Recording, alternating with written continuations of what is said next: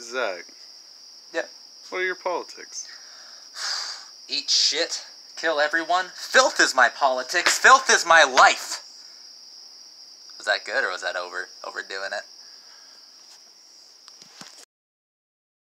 Pink Flamingos, the most notorious film ever made. Also the greatest film ever made, of course, right, Craig? The greatest film of all time, better than Godfather, better than Citizen Kane. Filthiest film ever. The filthiest film ever made. It's you can make a great argument for it being the most important queer film ever made. And what I love about this movie is that it's proto-punk brilliance. It predates the punk rock phenomena that happened, but it is the most punk rock film I've ever seen. I feel a great sense of like freedom and like crazy like joyful anarchy when they're shooting the police and eating their bones and like laughing maniacally to like Little Richard music in the background. I think it's fantastic like that. I just love that this movie like I said, is an probably the most extremely important queer movie ever made, and yet it's not about making any sort of social statement like that. Yeah, and when I was watching it, like, all that ran through my head, I was like, this is, like, if Holy Mountain was made by the guys who did Jackass. Yeah, Johnny Knoxville is a huge John Waters fan, actually acted in his film A Dirty Shame, which is really awesome that you drew that parallel, because John Waters certainly had an influence on the Jackass ethos. I love the ending of the film, which is the film itself is a call to action for all misfits out there. I love this. I just saw John Waters speak the other day, and if you ever had the chance to, you should definitely go see the living legend himself talk about his life experiences. But he was talking about Divine, God rest her soul, his soul, and he said, Divine wasn't trying to pass as a woman, he was trying to pass as Godzilla. He wanted to give hippies nightmares. And that's exactly what this film does, is give normies nightmares, give suburbia nightmares. I think Pink Flamingos is a wonderful name. Pink Flamingos are the ornaments people put in front of their lawns and that picturesque idea of Americana. And this is all of that normality in barf form, in vomit form. And it's just, what were your initial responses to it? Because the only time you should ever rewatch Pink Flamingos, because it is so grotesque, is when you're showing it to someone else for the first time. What did you think of the film? This was your first time. It was really hard to watch, but, like, you just can't look away. Because it's like something you've never experienced before, so you want to be fully enveloped in it, but at the same time you want to escape it. And that's one of the cool things, is it was made in the early 70s, 1972. And I remember looking at you, and like you were really kind of like taken aback by what you were seeing on screen. And of course, you're watching a man blow his asshole out to "Bird is the Word," you know? Like, and I said, sorry, my cat is running around like crazy here, acting like a fucking psycho.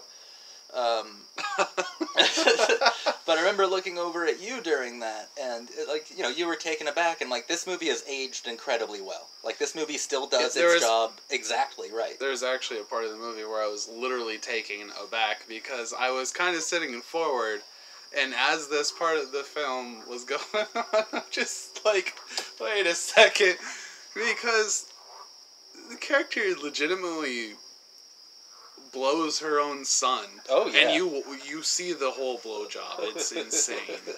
I was just fantastic. Like, okay, this is happening. And you I just looked over to Zach. I was like, I'm glad we're watching this together. Oh, absolutely. Yeah. I called him on the phone. I was like, no, I got a movie picked out already, Craig. Don't worry. High art. This is going to be amazing. A short one, he said. Yeah, it actually wasn't. It's close to 2 hours. But I think it's fine. I think it's one of the most wonderful films ever made. And you brought up The Holy Mountain earlier, and what separates a film like that also has a lot of shock value, it's also made by a shocking artist, Alejandro Jodorowsky. What separates a film like The Holy Mountain from a film like Pink Flamingos or Desperate Living or Polyester is the fact that John Waters is oozing with self-awareness, and he's very tongue-in-cheek, and I mean, he's completely conscious of what he's doing. He knows he's making a trash movie. He's making a trash movie on purpose, whereas The Holy Mountain is super pretentious, kind of oblivious to how pretentious it is and self-gratifying the whole experience of that film is. Whereas John Waters was even influenced by the greatest trash filmmakers of all time, people like Russ Meyer, people like Herschel Gordon Lewis, people like William Castle. He was inspired by trash to make probably the most perfect example of filmic trash. And film works on a spectrum. You can have Tarkovsky at one end and John Waters at the other, and both of their films are equally powerful and equally successful in their own ways. It's just where Tarkovsky was trying to get us to meditate and ruminate about our lives, Waters was trying to call out all misfits out there, a call to action for us to, like, rise up and, I don't know, eat shit. I don't know exactly what he wanted us to do, but it fucking works. It fucking works, man. Oh, man. That's, like, an anarchy film if there ever needed to be. I know, and I'm an anarchist at heart. I'm super punk rock at heart. It is such a punk rock movie. I love the girl with the Nazi banner on her arm murdering police, because it's all just for the sake of shock. It's all shock. It's all filth. Yeah. You know, filth are my politics. Filth is my life. Do you think there's any other people like you? It's a small cult at the moment, but we are amassing numbers. Yeah.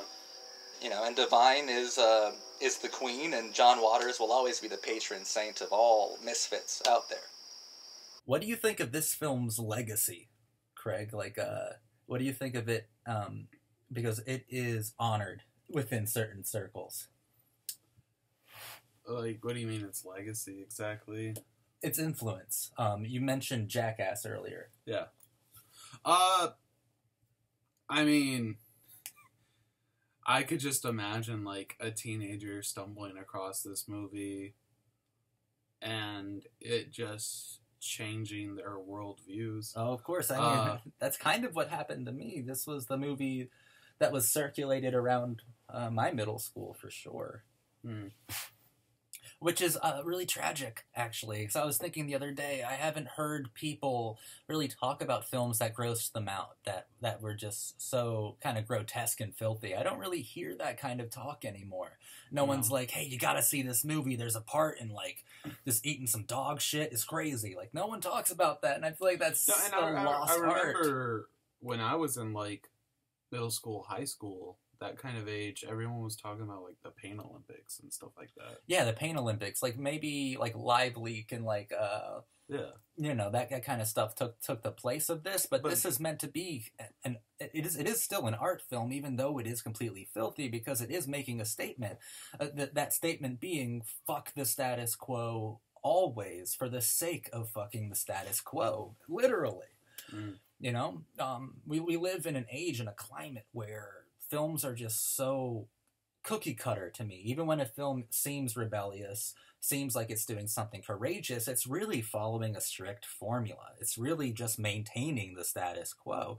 And we need more chaotic filmmakers like these, who don't care about achieving high art, or about achieving esteem, who just want to be filthy, want to be anarchists on film, really.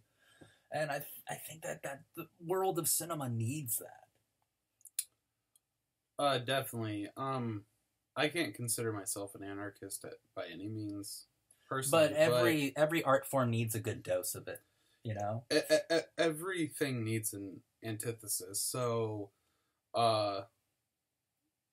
in that sense, everything is necessary. Everything is necessary.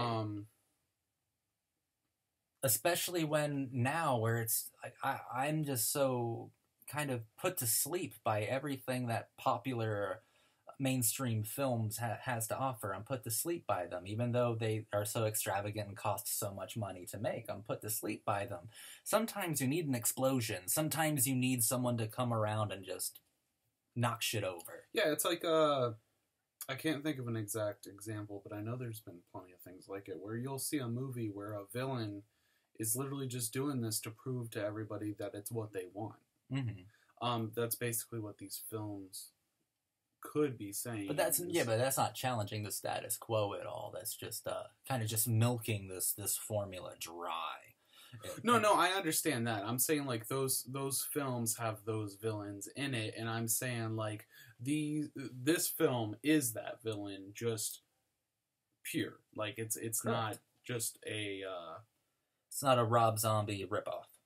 No, and I brought up Rob Zombie earlier. I was like, I can see that Rob Zombie was trying to be this. And once again, that's a filmmaker with no self-awareness. His films are completely serious. Betrays his own influences and his own language of Faster Pussycat Kill Kill meets Pink Flamingos. That's his aesthetic. The Baltimore aesthetic is what John Waters used to make this film, with the insane outfits, larger than life, even though they're completely mundane sets, right? So Elizabeth Taylor posters all over Mink Stoll's house, who Mink Stoll was amazing in this film.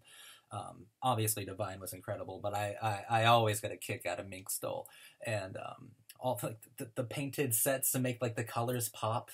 I believe it's called like manufactured Technicolor, something like that. Where like you don't have like the necessary tools to make the colors pop, you just paint them outrageous colors to make them pop.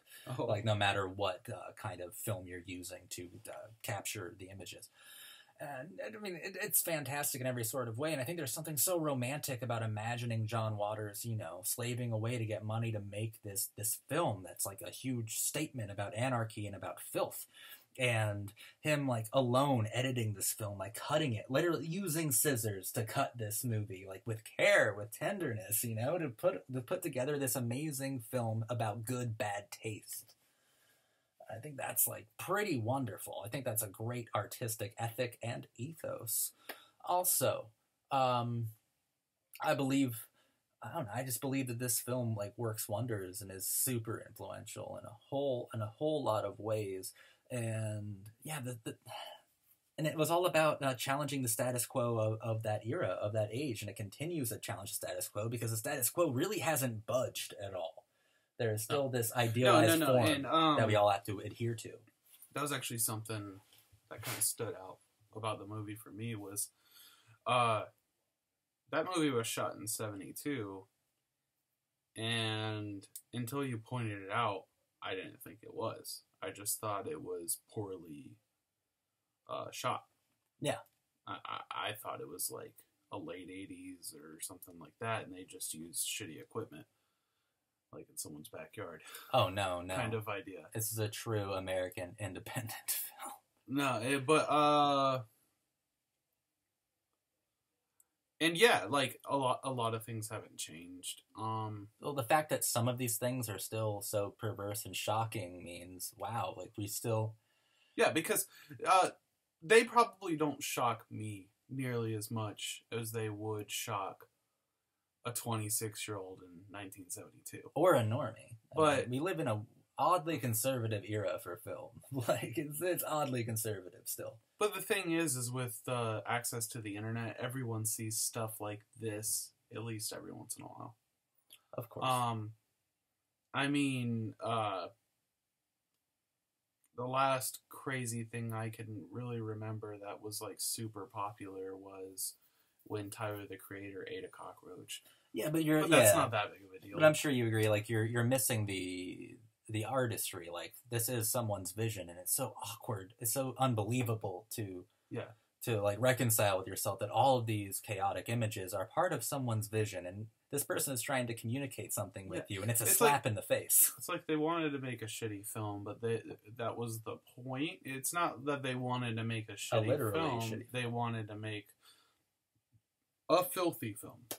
Absolutely, the filthiest film, and I don't believe it's been equaled at all. I still think it is the filthiest film. And I feel like the overacting, the bad dialogue and stuff like that was even intentional to an extent. It was definitely intentional. I mean, the overwritten dialogue, it's brilliant because, like I said, it kind of takes this idealized form of American normality and complacency. It takes the status quo and it barfs it back up in the audience's face because they're screaming these melodramatic lines. Everything's a monologue, too. Everyone's monologuing. And it's just insanity. Well, my favorite thing was all the pointless scenes where it'd be like they would be at one place and then they would go to their house and their house is on fire and they're like, let's go back. And it's like, that's the kind of stuff you see in parodies. Yes. But this isn't a parody. It's a parody of, like, life, but it's not a parody of film, really. It's a film. Well, yeah, I'm not going to sit here and say that John Waters is the most talented visual artist of all time. Certainly not. But most of this film was intentionally bad. Yeah. There are definitely mistakes that he made, but that's the beauty of putting it into a film like Pink Flamingos, is that you can't point out mistakes or flaws. If you do, you obviously miss the point. You have to, like what you just did, you have to take all of those incompletes and go, it just makes it that much more bizarre. You know, it just makes it that much worse. You're just kind of watching it happen. And I don't know. It's like looking... Well, not that this has ever happened to me, luckily enough, but it would be like looking at a dead body. What? Okay. No, I feel like it would be genuinely the same feeling. Like, if you saw a dead body, you would actually look at it for a while, I think. Oh, no, yeah, I mean, definitely. It would be disturbing. And you'd feel uncomfortable, but you would definitely look at it because it's the first time you've ever seen one. Exactly, but John Waters' idea of a corpse has ridiculous eye makeup and terrible wigs, and is in a skin tight red dress. Oh God, it's beautiful. It's wonderful. It's like everything that is wrong or perverse or misfit like it kind of makes you proud to be a pervert in the status quo's eyes. Yeah, and if it is a call to action for Misfits, then I want there to be more, because I think that Johnny Knoxville did answer the call, Rob Zombie did answer the call, but I want there to be more people who answer this Misfit call and go on to make their own anarchist films, because I definitely call Jackass an anarchist film in spirit, most definitely. They fucking dressed up as panda bears and skateboarded. Most definitely. We need more people like this to remind people about the spectrum of film, and to remind people that the status quo is just a construct, it's just an idea, and it's a worthless idea. And a lot of people didn't even appreciate Jackass. A lot of people saw it as just rich kids being privileged. Fuck it. I mean, that's what it is, but... It's hilarious. It's absolutely hilarious that just the concept of a show like that becoming that much of a phenomena is hilarious. That only in America, and that's hilarious. And then the absurdity of it is Bam Margera going off and making a show about him getting married, which is the most mundane fucking thing to come out of Jackass. Johnny Knoxville is the only person in that group that I will speak of with any sense of integrity. I do really like Johnny Knoxville. And just to get that, to wrap it around back to John Waters, like I said earlier, yeah, he's worked with the man, the meeting of the minds there. And John Waters is absolutely fearless and brilliant, and just really lived it up. He became this icon of misfit culture, of queer culture, of filthy queer culture. And he embodied it, and he continues to embody it.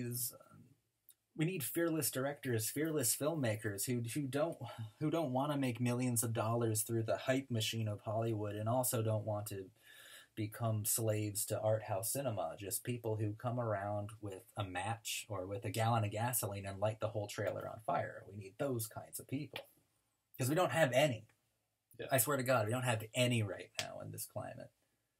It's so boring to be a film fan. It's so safe, and it's so uncool to be a film fan now. It is crazy, because I remember when Jackass was going on, I had a group of friends who would get together and film themselves doing really stupid shit. I think everybody did. I think a lot of people did. Yeah. But the fact that didn't resonate with people enough to stick with them. I know, right? That's what's crazy. All those people who did that are now our age, or a little bit older, or a little bit younger, and they're completely happy living off the Tom Cruise Mission Impossible teat, or being spoon-fed Marvel formula. They're completely kind of comfortable with that, whereas everything that we've been brought up with, John Waters films, Johnny Knoxville concepts and ideas, punk rock songs, we just grow up and forget all about them. It's like we were saying, we need someone to come along and just remind us that we're not that important, or that the status quo sucks. Like punk rock music came around because people were getting tired of 7-minute long, 12-minute long rock operas and like over bloated, ostentatious musicians, and the Ramones came out with like 2-minute long rock songs with minimal talent, like just 2 minutes long, just getting back to basics. And I think Pink Flamingos is a film that works that way as well, because it's just knocking all of the opulence down that had been popularized in 60s American film, and knocking all of it down and going back to the filthy fundamentals of filmmaking, which is just film something bizarre and people will look at it like we were talking about. Yep. I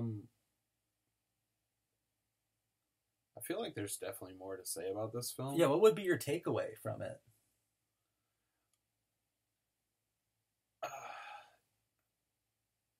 I mean, it just reminds me of that freedom I felt the first couple semesters I was in college. And I was just so open-minded to anything. I think it's phenomenal that a film can do that. Yeah. It can put you back in that mood that you probably thought was lost, you know? Yeah, because I do miss it. I do miss having that freedom of do I really want to run through the college with this fucking pink blanket on covered in makeup? I did that in college, and I didn't think twice of it, and I went to that college for 3 years.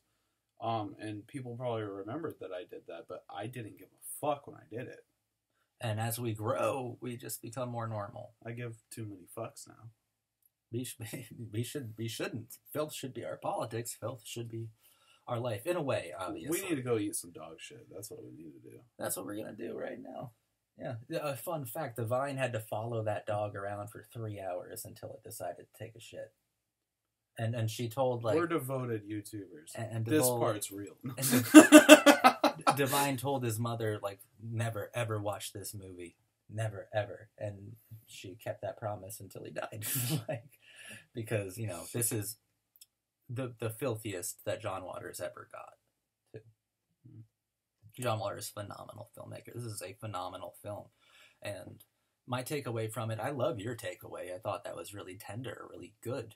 Because, you don't even realize that you've become acceptable, that you've become completely normal until you're reminded, until you're slapped in the face, which what this movie is a slap or a punch or a kick in the fucking dick, is what this movie is. And you remember that. But my takeaway is still essentially, destroy the status quo, death to all who support mainstream cinema.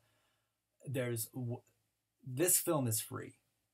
I cannot think of a Hollywood film or a mainstream film that is free like this, and they're not supposed to be. But that's the beauty of it. It's because they can't be. It's because mainstream cinema can't be this free, or else it compromises the status quo that it completely tries to support and maintain. Whereas John Waters can be chaotic, and only independent cinema can be this chaotic by definition. So, another scene that just popped into my head, and I feel like it was one of the most important parts of the movie, even though it kind of felt like throwaway at the moment, but it stands out to me now. When the guy, you remember the guy flashes the two schoolgirls, and how could I ever forget? They freak out, but then he goes to flash the other person, the transvestite. Yeah, and they're into it, and then they're just like, oh, you think you're weird? I'm weirder. And that, to me, says that, exactly that. You think you're weird? There's weirder people out there than you. Exactly. You are not weird. This is weird. And there's weirder shit than that. And it's everyone's fucking weird. John Waters gave us a monolith, an endlessly tall mountain of filth. Yeah. To explore. I feel like if he was... I feel like that film probably broke a couple laws. But if they were more willing to break more, I'm sure that film could have went a lot further and would have. But it blows my mind. I am in love with the cinema of John Waters. It shouldn't be as unique as it is. There should be. He's a very old man. That gauntlet has to be passed to someone. And he doesn't make movies anymore. He writes books. Mm-hmm. That gauntlet, someone needs to pick it up. Because right now it's just a bunch of filmmakers with heads too big for their shoulders trying to be the only way you're going to find important. stuff like this is if you look into, like... 4chan, like nasty sites. Well, I was going to say, like, if you look at, like, backwater porn or something like that. Like, yeah. There's porn circulating now where people legitimately dress up as grotesque as possible, and then have sex together. But once again, that kind of stuff. But there's an artistry those to are this fetishes, film. Yeah. And this wasn't exactly. And this is a celebration of certain fetishes, but it is a vision. It's a vision of misfit anarchy. Yeah, which you wouldn't get with backwater porn. Their or goal live isn't leak for videos you of to gore. come out of the film with a boner. Like, no, they want you to come out of the film with a fucking headache. Yeah, they want you to throw up in the aisle. Yeah, that's what they want you to do. Yeah, they want you to leave the film before it's over. Or if you're like us, John Waters definitely wants to convert you to his misfit energy. Yeah, to his truth. And I think he succeeds. Thank you guys for watching this video. My name's Zachary Conan. This is my friend Craig. Pink Flamingos, man. It's a brilliant movie. It's fucking animal cruelty.